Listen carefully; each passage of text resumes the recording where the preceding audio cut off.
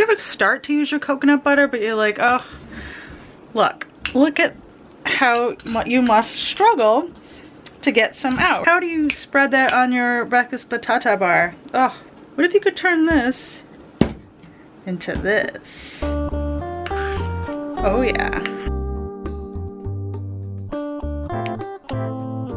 Welcome to Real World AIP, the only YouTube channel dedicated exclusively to helping you implement the Autoimmune Protocol. Today I'm going to show you how to turn your crumbly, unusable coconut butter or tiger nut butter or any nut butter if you're not on AIP or you reintro nuts, but today we're doing it with coconut butter. How to turn it into a fluffy, creamy, spreadable spread right up cold out of the fridge without having to deal with crumbles or having to melt it. How, you ask? Let me show you. I'm using my new Vitamix that Phil got me for Christmas.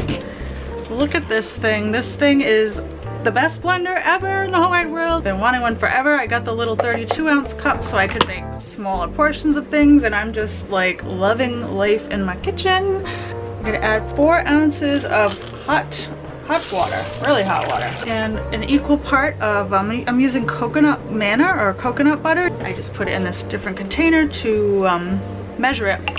Add your equal part coconut butter to water. So I'm using 4 ounces of water and 4 ounces of coconut butter.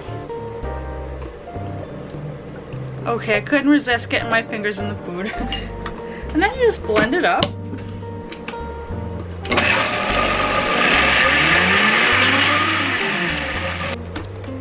And what you're left with is smooth, spreadable, fluffy Dutch butter. This is going to solidify a little in the fridge. This was in the fridge overnight. Let's see what we got. Oh my goodness, that is so cool. Look at that coconut butter right out of the fridge. Fluffy, spreadable, any kind of nut butter. Coconut, tiger nut, or if you've reintroduced any nuts or seeds. There you go. Tastes just like regular coconut butter too. It's not diluted.